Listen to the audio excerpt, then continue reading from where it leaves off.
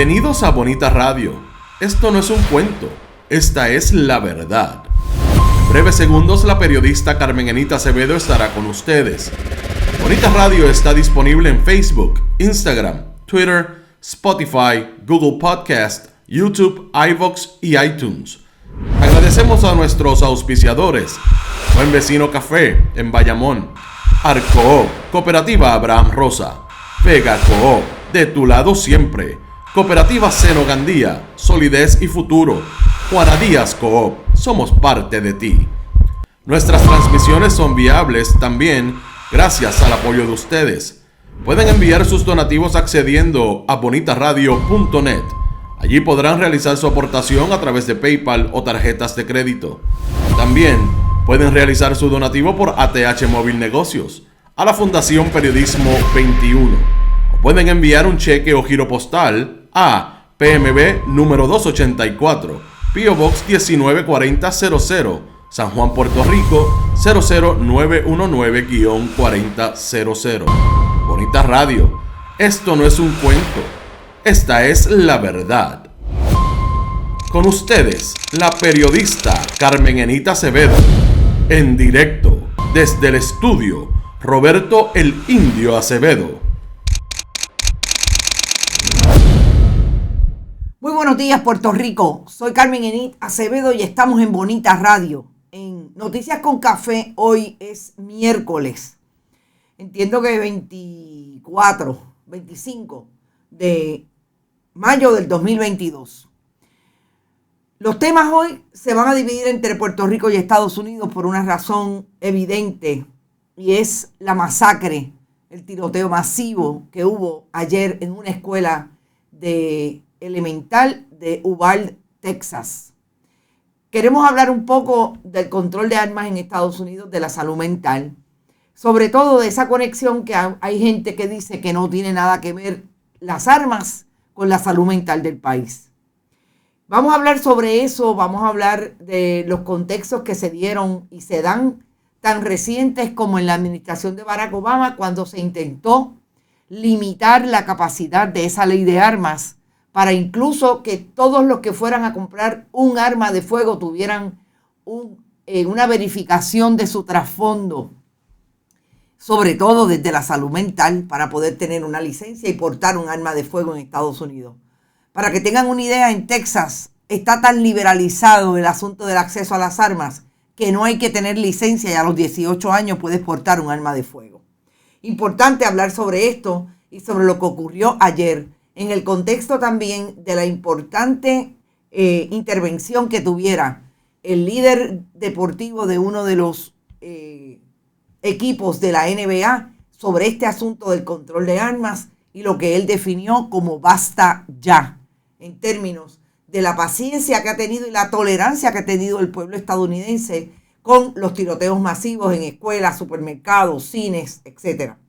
Vamos a hablar sobre eso y también vamos a hablar sobre el secretario del Departamento de Hacienda, que aunque no dijo mucho, dijo algo interesante sobre el asunto de Salvemos a Puerto Rico y las dos corporaciones sin fines de lucro que se crearon en Puerto Rico para ir a traer de ahí los donativos de aquellos que no querían salir del closet y decir yo le doy chavitos a Salvemos a Puerto Rico.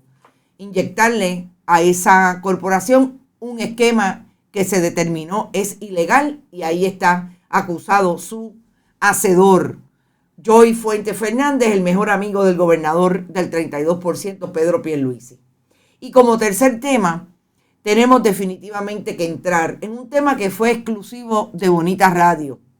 No me gusta hablar de exclusivo, pero fuimos los únicos que atendimos desde el punto de vista de un documento que dejaba ver demasiado cuando el ex director ejecutivo de la presidencia de Manuel Fernández en la Universidad Interamericana radicó un pleito porque la Junta de Síndicos lo suspendió de empleo, no de sueldo, en lo que supuestamente investigaba un esquema de contrataciones que él habría colocado e instaurado allí en la Universidad Interamericana, aunque los contratos eran firmados por el presidente Manuel J. Fernández.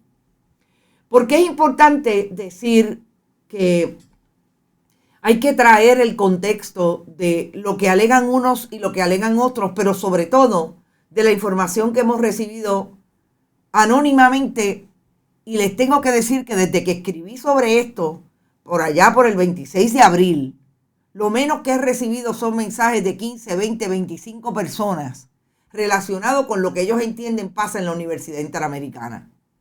Y yo quiero traerlo porque muchas de las discusiones que hemos tenido y los comentarios anónimos que hemos, ¿verdad? Yo no soy anónima para ellos, pero ellos son anónimos para mí.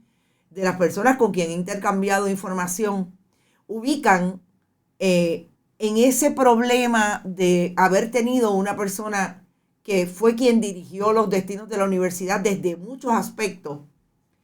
En el caso del licenciado Dominic Guilormini de Gracia, lo que habría provocado una explosión entre la empleomanía, sobre todo los profesores y los diferentes recintos de Universidad Interamericana, y lo que también se identifica como un problema de fundamentalismo religioso de la Junta de Síndicos de la universidad, vis a vis el presidente.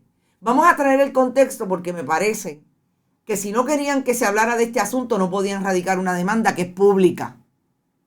Y Dominic Guilormini abrió la puerta para que el país se entere lo que está pasando en la Universidad Interamericana, porque él entendía que debía radicar un pleito porque quería una intervención rápida del tribunal a través de los recursos extraordinarios del injunction y del mandamus, para que intervinieran en lo que era una decisión corporativa de esa organización sin fines de lucro. El tribunal lo desestimó el pasado lunes. ¿Por qué es importante?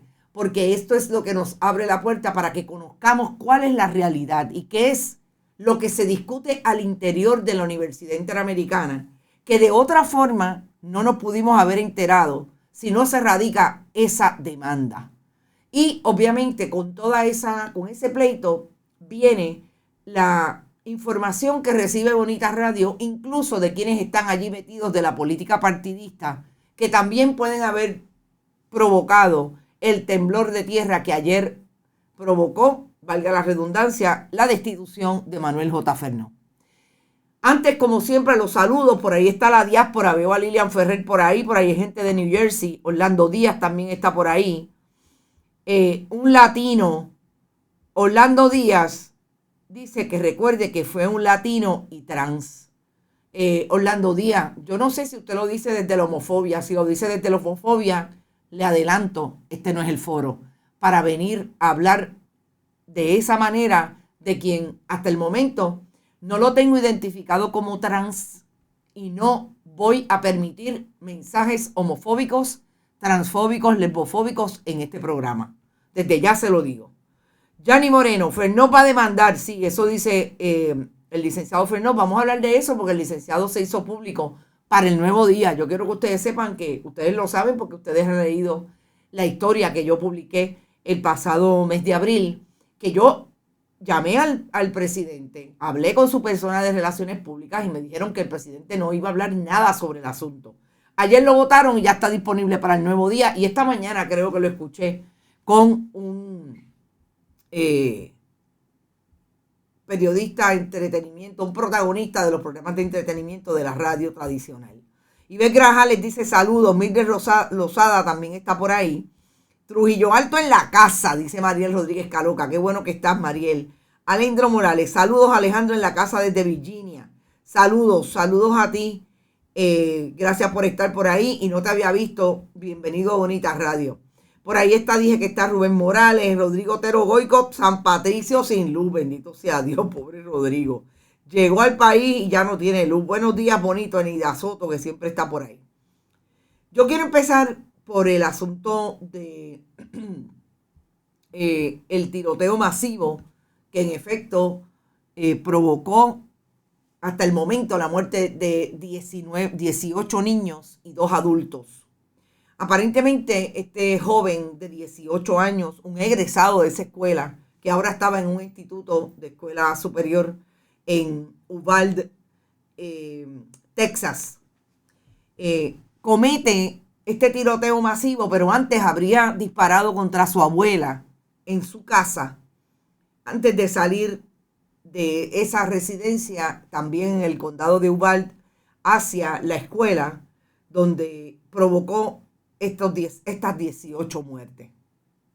Este joven, Salvador Ramos, entendemos que es de descendencia latina, mexicano, aunque nació en Estados Unidos. Es tercera generación aparentemente de inmigrantes mexicanos en Estados Unidos. ¿Por qué es más difícil todo lo que estamos mirando a través de este asesinato múltiple? Porque no solamente el joven es de ascendencia latina, efectivamente, sino que el 85-90% de los residentes de Uvalde son latinoamericanos, son hispanos y casi todos mexicanos. Y en efecto, las personas, los niños que murieron allí, entre las edades de 7 a 9 años, son niños de ascendencia latina, hispana. Saludos desde Coamo, dice Maelo Rodríguez. Y yo quiero que empecemos esta transmisión y este análisis, esta conversación sobre el asunto de los tiroteos masivos en Estados Unidos con lo que hiciera uno de los dirigentes de la NBA, que ayer tenía una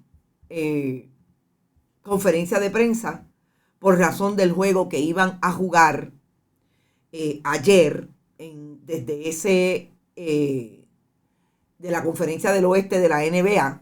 El dirigente de los Golden State Warriors, Steve Kerr, pero no habló de baloncesto, habló precisamente de lo que está ocurriendo en Estados Unidos. Y yo quiero que ustedes lo escuchen para después entonces venir al análisis. Vamos a escuchar al emotivo, trágico para mí, desde el punto de vista de lo que representa esta tragedia para Estados Unidos y para el mundo.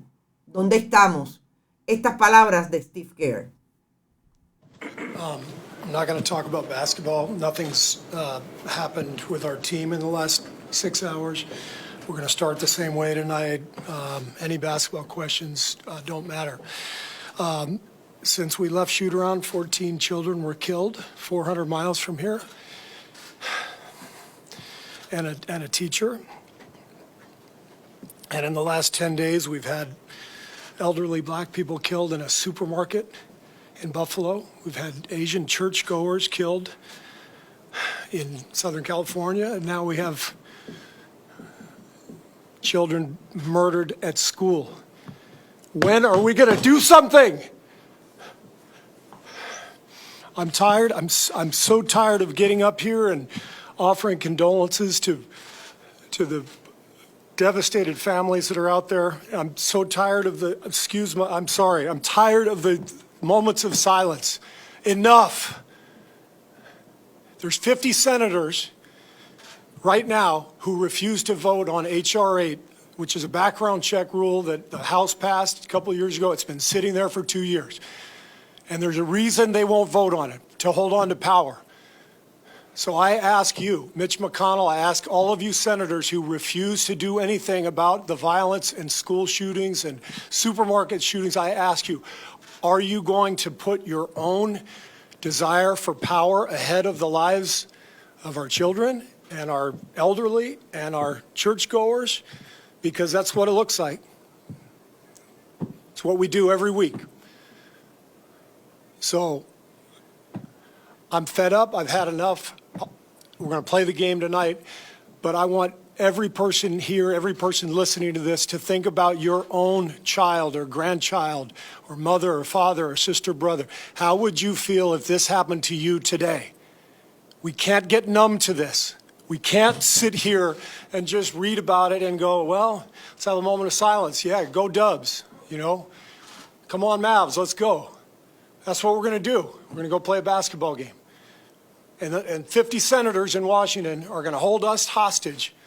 Do you realize that 90% of Americans, regardless of political party, want background check, universal background check. 90% of us, we are being held hostage by 50 senators in Washington who refuse to even put it to a vote, despite what we, the American people, want. They won't vote on it because they want to hold on to their own power. It's pathetic. I've had enough.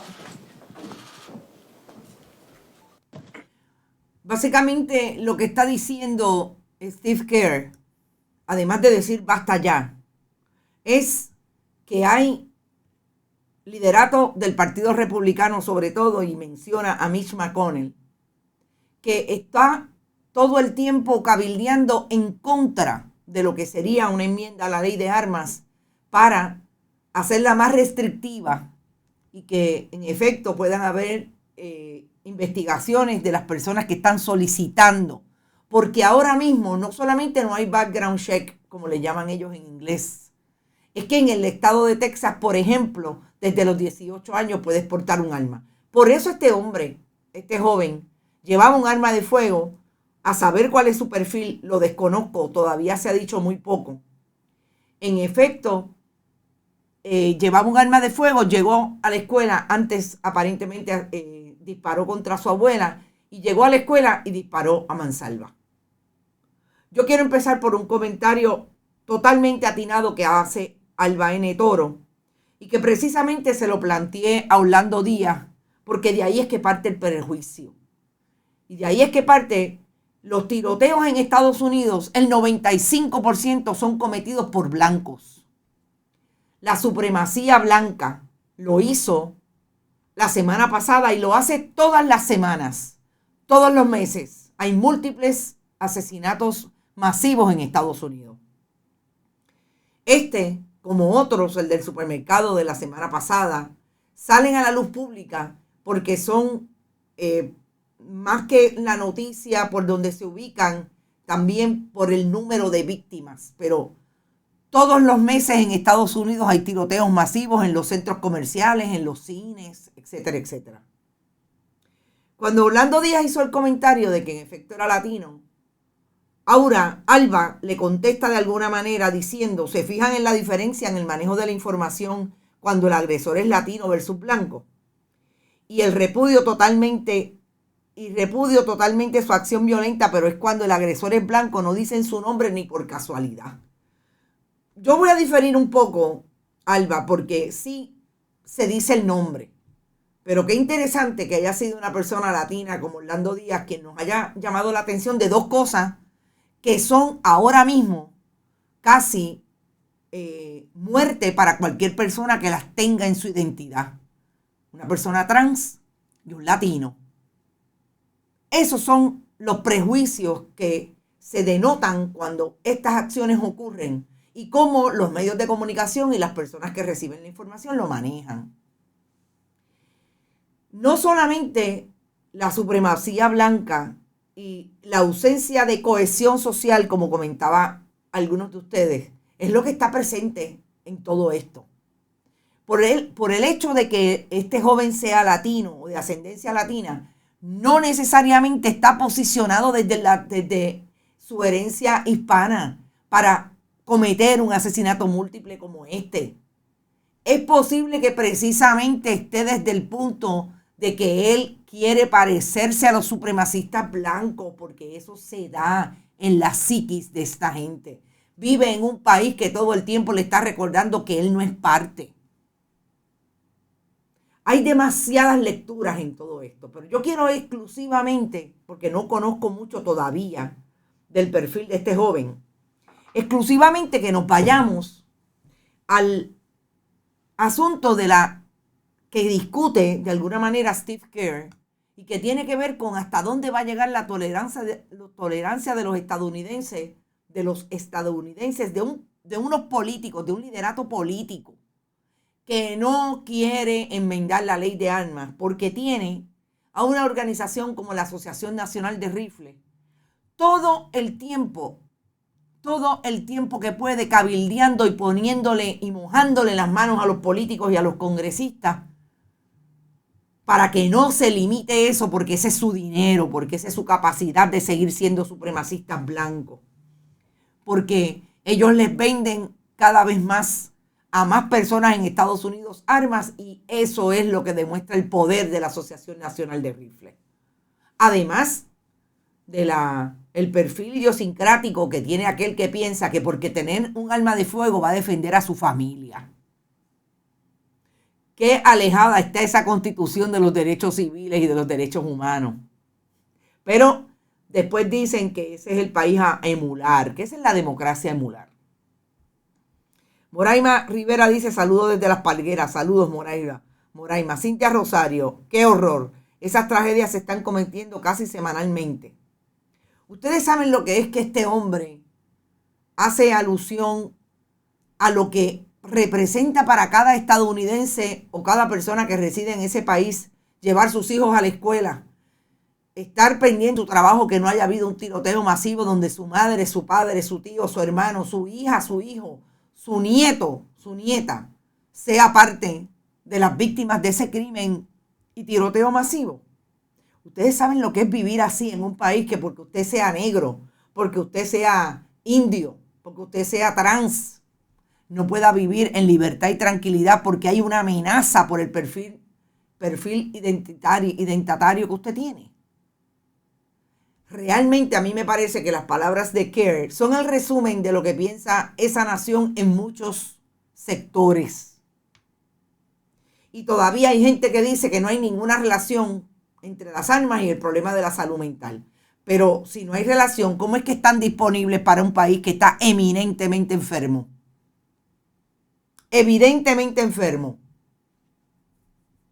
¿Cómo es que yo llego a mi casa y lo que va a ser para mí la prioridad en esa casa es estudiar cómo puedo coger el arma y cómo puedo utilizarla para ir mañana por la mañana a matar a los muchachos de Robb Elementary School?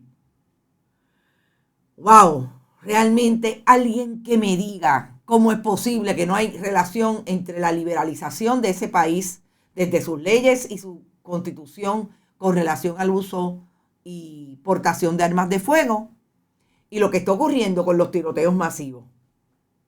Parte el alma escucharlo.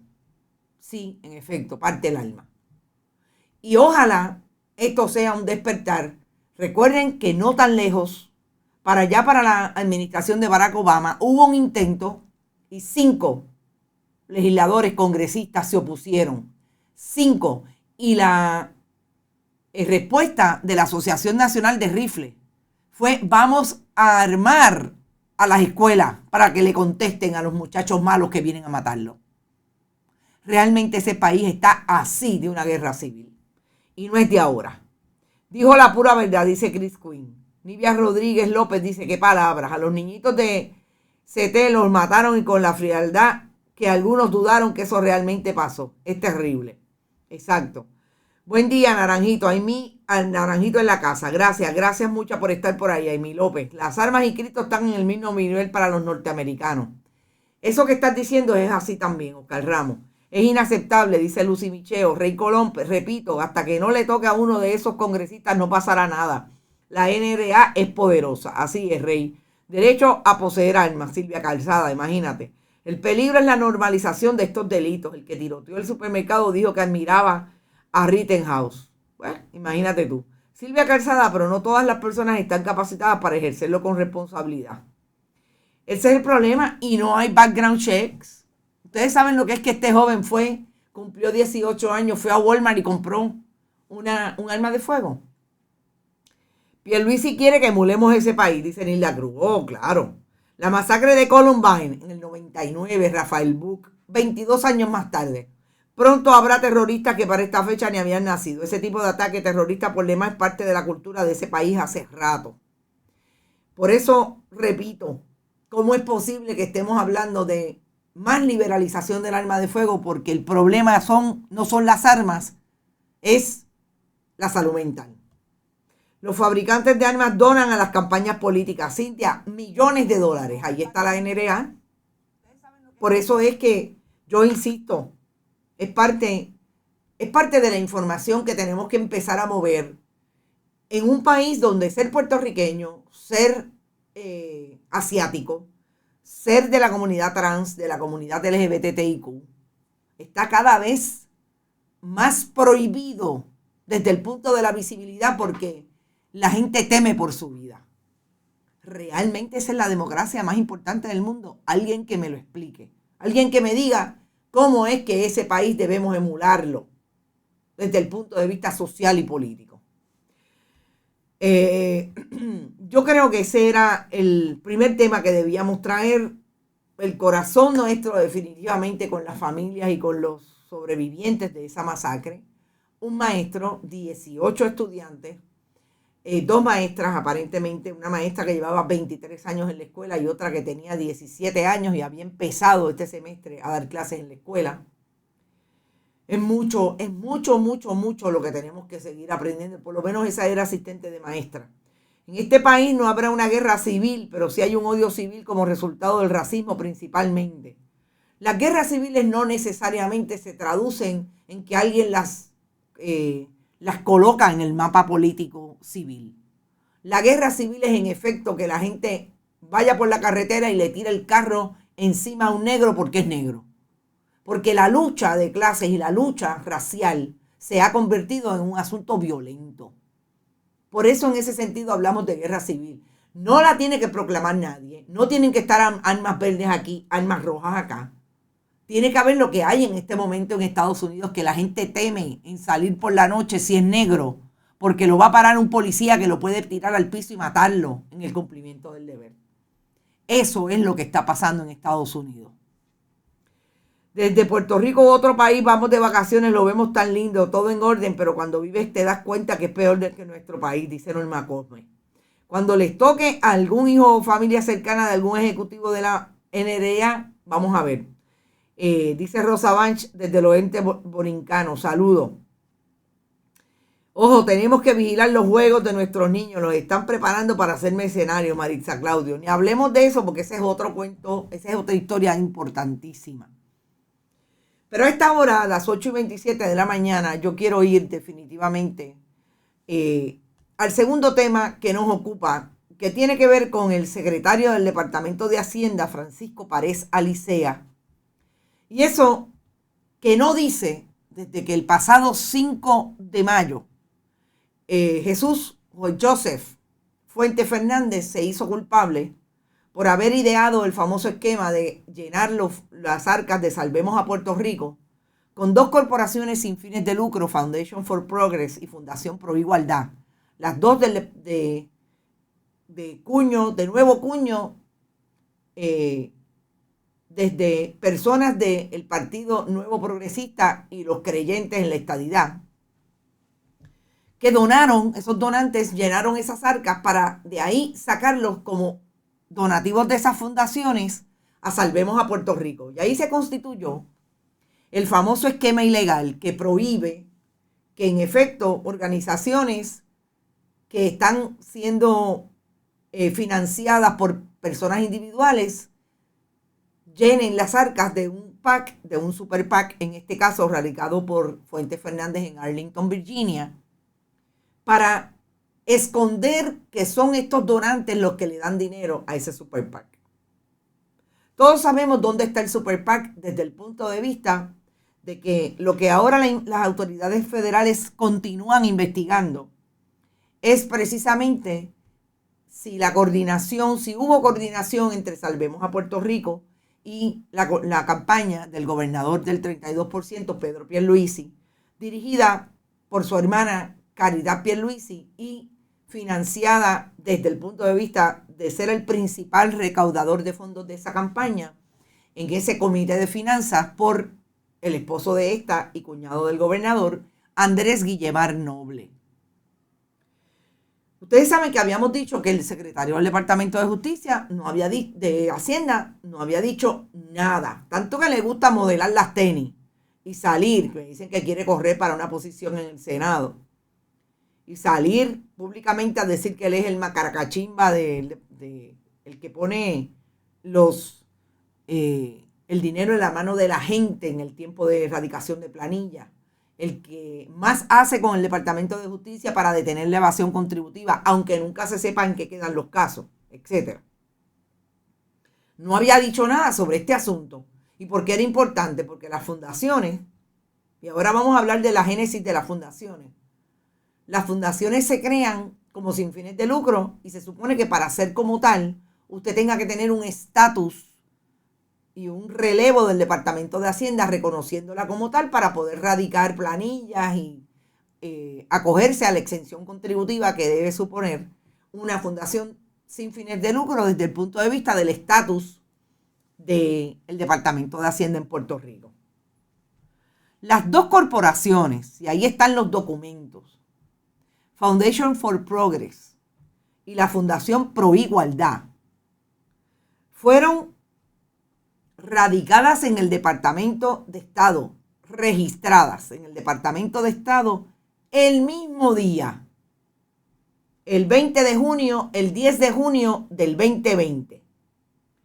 El 10 de junio del 2020 a las 9:08 de la noche, habían personas, en este caso una corporación, en el caso de la Fundación Pro Igualdad, fue radicada el mismo día, pero 7 minutos más tarde, a las 9:15. Ambas fueron radicadas por una corporación que se conoce como Fast Solution. Esto nos deja bien claro, pero bien claro, el tracto que siguen las dos corporaciones que fueron creadas con la idea de evitar que salieran a relucir los nombres de aquellas personas que en efecto le provocan, le suponen visibilidad en el mundo del inversionismo político porque le van a dar al Super PAC. O sea, para efectos de las autoridades federales, las conspiraciones aquí están, como dirían en country, clavadas.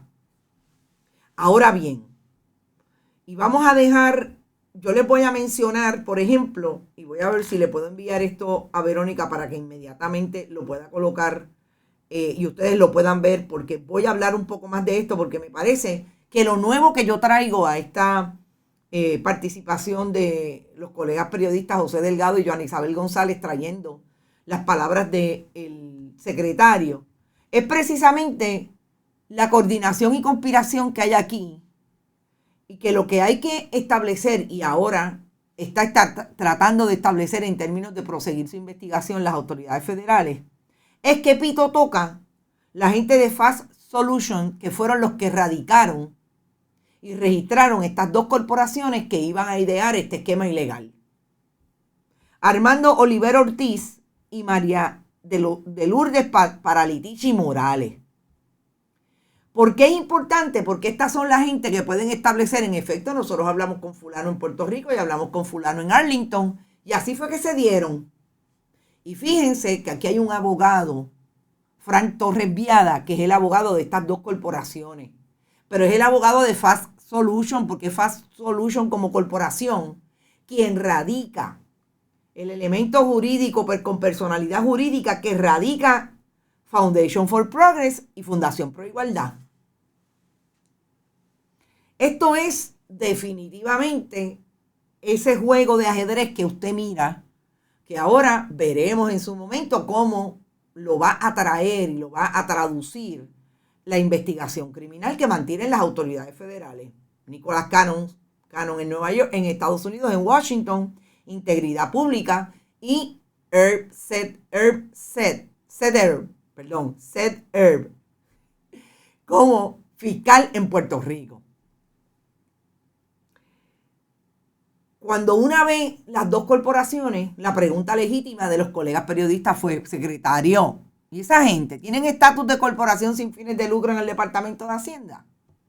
Y el secretario, así, mire, casi gagueando: yo no puedo hablar de las transacciones, pero ninguna de las dos tiene estatus de corporación sin fines de lucro. Cuando el Departamento de Hacienda te da un estatus de corporación sin fines de lucro, pues obviamente tienes una exención y vas a radicar y básicamente no tienes que pagar independientemente de lo que tengas en el pote, porque tienes que justificar y tienes que rellenar una planilla y decir donativo de esta fuente, etcétera, etcétera. Es decir, el truco es peor. El truco a nivel federal sigue esa ruta de voy a esconder quienes me dieron chavitos. Ricky Castro, los Britos de la vida, de Brito Construction, de Brito Development, y Roberto Cacho Pérez. Esa gente no podían ir a Hacienda a decirle, no, yo le doné 76,700 a Foundation for Progress. Ricky Castro, 50,000 pesos. No podían ir porque no lo pueden deducir porque esa corporación no tiene estatus de corporación sin fines de lucro. El que hizo la ley hizo la trampa, dice Iliana, que su abuelo decía. Que están esperando para añadirle un ala con fondos operacionales y garras, dice Marisol Camacho. Entonces, ¿dónde está el Departamento de Hacienda? Con las muelas de atrás dice que no tienen. ¿Está investigándolo? Dice que no puede decir nada. El Departamento de Justicia está investigándolo. Secretario del Departamento de Justicia está investigando todo lo que puede incidir en violación a las leyes de Puerto Rico, esos donativos de esos individuos a través de esas corporaciones al Salvemos a Puerto Rico. Bueno, importante aquí. Los donantes de Salvemos a Puerto Rico que donaron a través de esas dos fundaciones, yo sé de por lo menos 2 que ya hablan con las autoridades federales. Si eso es así, usted puede estar seguro que los demás van a ir. Ustedes se creen que los demás van a ir. El que dio 100,000, el de Essential Insurance, la esposa y Mark Thatcher. ¿Ustedes creen que ellos van a decir, no hay problema, acúsenme, que me acusen porque yo soy pro estadidad y soy pro Pierluisi? No me dan la impresión que estos son los Angie Rivera de la etapa de Pedro Rosselló González. No me da la impresión. Esa gente, el secretario del Departamento de Hacienda, de Justicia, ¿qué van a hacer? Hasta el momento, nada. Yo creo que esa es la información que es importante. Sobre todo, que sigamos viéndolo, ponlo en la nevera. El esquema está ahí. La pregunta es, ¿cuánto hablaron los incorporadores de Fast Solution con la gente de Salvemos a Puerto Rico y con la gente de la campaña de Pedro Pierluisi, que estaban aquí en Santurce, en Miramar, tenían el comité? ¿Qué sabían ellos de cómo se estaba gestando el 10 de junio en medio del proceso primarista, esa campaña y ese esquema para crear 2 corporaciones que fueron a llenar las arcas de Salvemos a Puerto Rico? Por eso es que Fran Torres Viada dice, no voy a decir nada, porque él sabe que la corporación Salvemos a Puerto Rico se hizo culpable, pero las otras 2 corporaciones tienen responsabilidad. Y los que incorporaron también. ¿Qué saben? Interesante. ¿Es por casualidad Brock Pierce? Carmen, ¿viste un candidato de Vermont? Sí, es Brock Pierce. Qué bueno que lo traes porque ayer no lo traje y lo quiero traer y tengo una foto espectacular. Porque me parece que aquí hay 2 personas que tienen que responder. Dejando atrás el asunto de las 2 fundaciones, ponlo en la nevera. Voy a poner una nota corta de esto que hemos encontrado. Ya mismo en bonitasradio.net y en nuestras redes. Brock Pierce es amigo del gobernador, celebra la Navidad con el gobernador. Y lo importante de Brock Pierce hoy es que en efecto este hombre vive ya le iba a decir criptomaníaco, el criptopersonaje.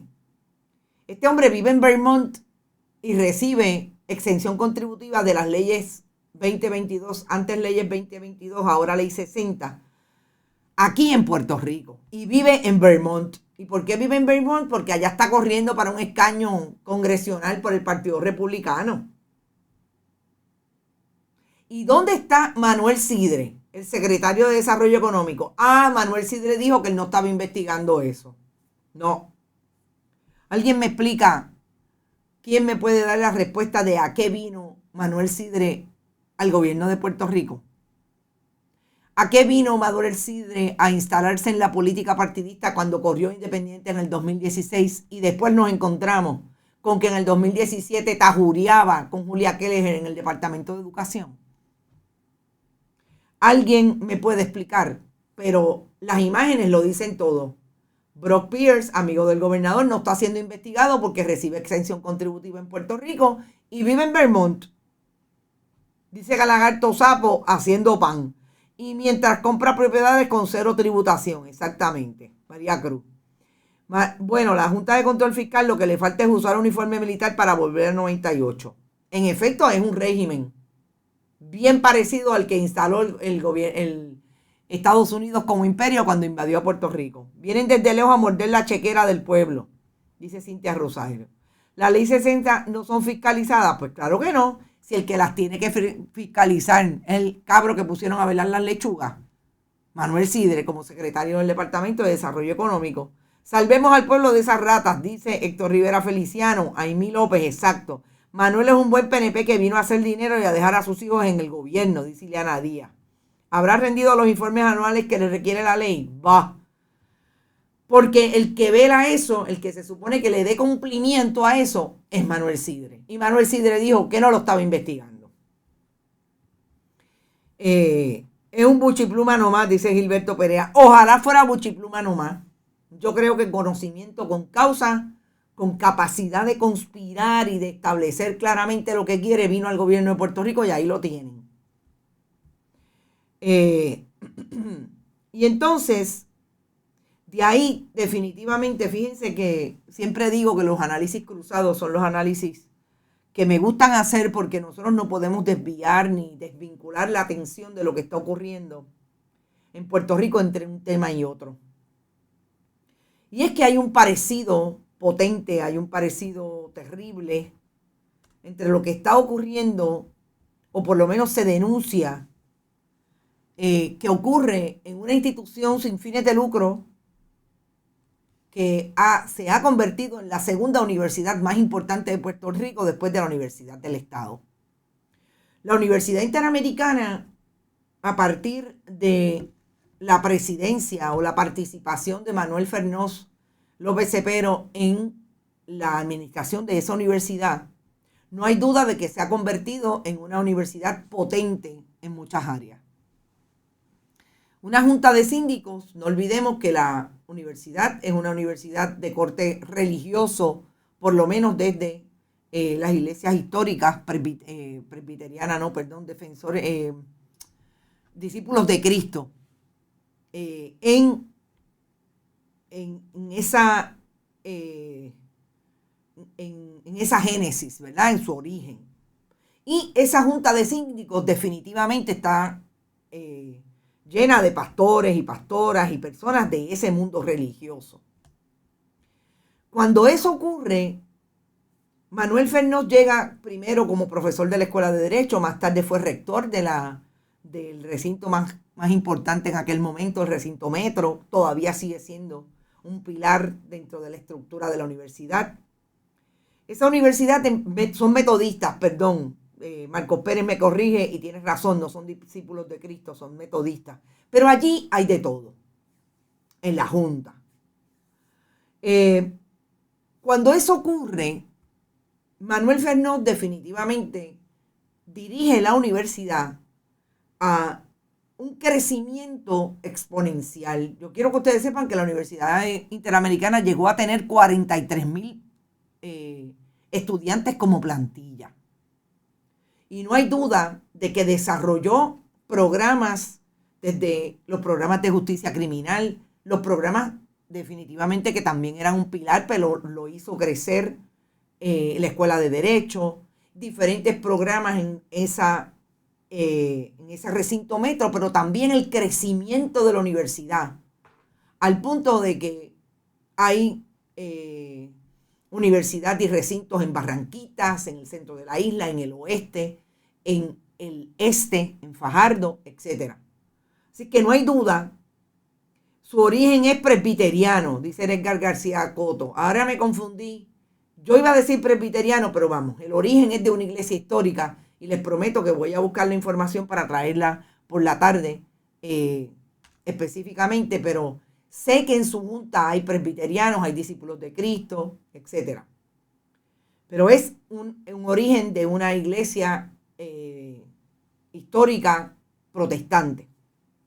Vamos a dejarlo ahí para no confundirnos y no traer la información precisa de cuál es presbiteriano. Aparentemente, en efecto, teníamos razón que era presbiteriano, pero bueno. ¿Qué pasa en ese tiempo? Manuel Fernández estuvo 23 años hasta ayer. Hay diferentes juntas de síndicos, pero no hay mucha diferencia entre una junta y otra. De corte bastante conservador, hombres en su mayoría, bastante misógino el asunto, 3 mujeres que llevan mucho, mucho tiempo, que todavía entiendo que 2 de ellas están vivas. En efecto, un corte de muy poco relevo generacional dentro de la Junta de Síndicos. Y Manuel Fernández vivía bastante o bien con esa junta. Nosotros no escuchamos mayores problemas. Yo creo que Manuel Fernández tuvo algunos problemas con algunos miembros de junta que ya no están. Por ejemplo,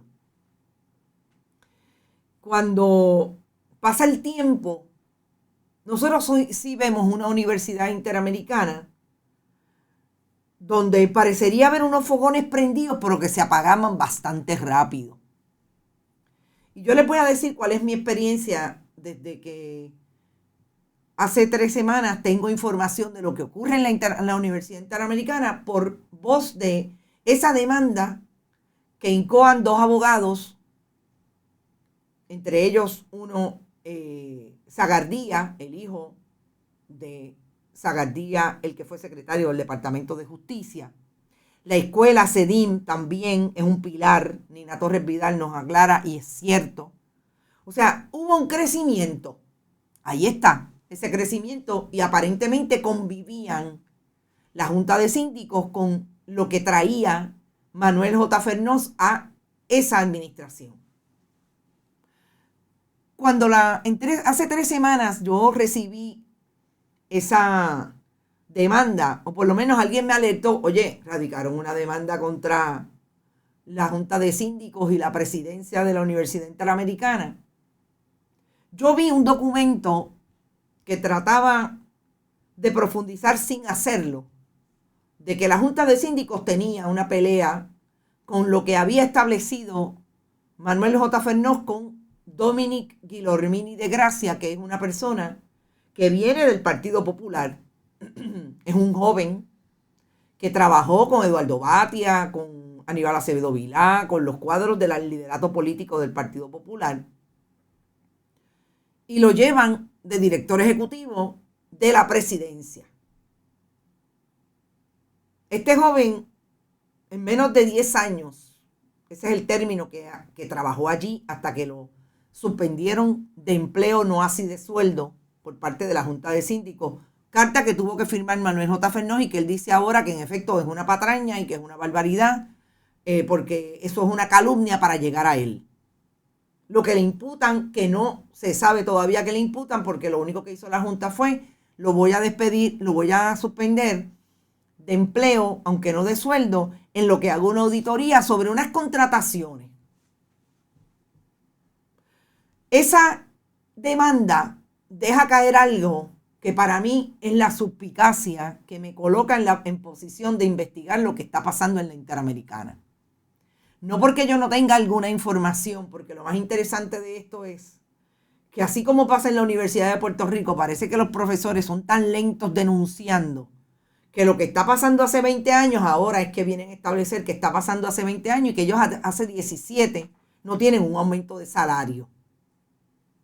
Es que son cuadros bien conservadores también y no denuncian porque eso de protestar es de estudiantes. Pues aquí estamos. Yo tenía información de que allí había un problema de que la gente llegaba como paracaídas, de que atornillaban a la gente en los puestos, cosas que también escuchamos de la Universidad de Puerto Rico. Por eso me parece tan interesante que hablemos universidad privada versus universidad pública. Ente privado, corporación privada versus corporación pública. ¿Por qué es importante? Porque nosotros estamos viendo eso en la Universidad de Puerto Rico y lo podemos ver en una institución privada. Eso es una denuncia que por lo menos a mí me la habían establecido mucho tiempo. Yo conozco personas que estuvieron 20 años en la Universidad Interamericana dando cursos de determinada temática y nunca les dieron una plaza. Y conozco personas que no tienen maestría ni tienen doctorado o tienen maestría reciente y son directores y directoras de programa. A pesar de que habían 7 profesores ahí atrás que tenían interés en ser y cualificar para esas plazas y cualifican con doctorado, con experiencia administrativa y con experiencia claustral. Pues las diferencias son los espacios. Los espacios aparentemente se llenan con unas estrategias bien similares. Cuando Víctor Cruz dice se atornillan gente en instituciones públicas, ni hablar de las instituciones privadas. Los profesores y profesoras que denuncian son penalizados, perdemos nuestros contratos. Yo voy a hablar de eso ya mismo, Lisa. Gracias por tu comentario. Y entonces, esa demanda deja caer que hay una investigación por determinados contratos, que eso es lo que le dicen por lo bajo, porque a él nunca le dijeron por qué lo estaban suspendiendo. Esa demanda la perdió en primera base porque el tribunal entendió que no es la controversia no está madura. Este joven todavía no ha sido destituido, solamente suspendido. Y la investigación y la auditoría que ordenó la Junta y un comité de auditoría de esa Junta de Síndicos, entre ellos su presidente Muñoz Ávila, todavía no ha recibido el informe final de esa auditoría, que la está realizando un auditor externo, en este caso el licenciado Rolando Emanueli. Esa demanda dice que no solamente le ocuparon equipos electrónicos, celulares, computadoras, es que entraron allí a la presidencia y de allí también se llevaron material para esas auditorías. La información que nosotros tenemos y que tuvimos en el camino a esa investigación con relación a ese documento legal público es que Dominic Guilormini manejaba casi todos los extremos de la presidencia de la Universidad Interamericana con una fluidez que podía llegar a un recinto universitario y colocar en un departamento a una persona para dirigirlo, porque tenía esa potestad. Los contratos, en efecto, que se firmaban, los firmaba el presidente, pero yo tengo un contrato de Jorge Dávila, el ex director de campaña de Wanda Vázquez Garcet, que tiene un contrato de $4,500 mensuales a efectivo de julio del 2021 a junio del 2022, que en efecto lo firma Manuel J. Fernó, pero lo aprueba y dice que la persona a la que se va a la que va a responder es a Dominic Guilormini de Gracia. Y lo que nos dicen es que de las múltiples corporaciones, que también fue parte de nuestra investigación y está todo en bonitasradio.net con documentos, que de las múltiples corporaciones que tiene bajo su registro en el Departamento de Estado Dominic Guilormini de Gracia, una de esas corporaciones tiene interés con el hijo y el propio Jorge Dávila, y que es una de las corporaciones que en efecto tuvo contratos con la universidad o tiene contratos con la Universidad Interamericana, y que muchos de esos contratos que se están auditando tienen que ver con dinero venido de la recuperación de la pandemia, es decir, dinero federal. Hay una cosa bien clara en esto. Si responsabilidad tiene la institución pública, como la Universidad de Puerto Rico o cualquier agencia pública, de rendir cuentas sobre el dinero federal, también la tienen las universidades privadas y las instituciones privadas que así lo reciben. Y en el Departamento de Educación Federal hay dinero para las universidades privadas y para las escuelas privadas, que también pueden llenar y pueden ser recipientes de fondos públicos, dinero federal. Fondos de la recuperación, fondos públicos. Así es que si el Departamento de Educación Federal está investigando cualquier desembolso o cualquier gestión que se hiciera con fondos federales en universidades privadas, estará por verse. Pero eso es así y tienen que cumplir con los requisitos de auditoría como cualquier agencia pública. Eso no se ha acabado en términos de que esa investigación, yo le pongo llamadas al licenciado Roland Emanueli y en efecto me contesta que no puede hablar de nada de esto. Es decir, esa investigación no ha culminado, pero sobre todo, importante, yo puedo buscar los contratos en el registro de contratos cuando son corporaciones públicas. Cuando son corporaciones privadas los tengo que conseguir si alguien de allí me los da. Y en efecto, yo no tengo ningún contrato, ni le puedo pedir a Rolando Emanueli, que es un contratista de la Universidad Interamericana, que me dé una información que es privada de esa corporación. Tan es así que el propio tribunal le dice y le contesta a Dominic Guilormini de Gracia, mire, yo no voy a entrar en lo que la corporación hizo, si lo hizo bien y lo hizo mal, para empezar, porque la controversia no es justiciable, pero además de eso, hay diferencias. La corporación tiene unos reglamentos de personal, se los informó a todos ustedes saben qué es lo legal o qué es lo que está bien o está mal hecho de acuerdo a ese reglamento. Así que en su día pues yo podré saber si lo que hicieron estuvo mal o está bien, pero en este momento hay una auditoría pendiente. Y en ese sentido, yo creo que es importante que miremos qué pasó en la Universidad Interamericana. ¿Qué fue lo que le provocó a la Junta de Síndicos aparentemente perder la confianza en Manuel J. Fernós?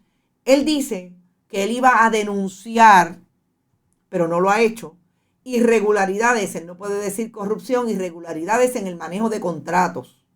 A mí me gustaría que alguien me contestara, si alguien me está escuchando de la Universidad Interamericana, si la Junta de Síndicos tiene poder de contratación de acuerdo a los bylaws de esa corporación.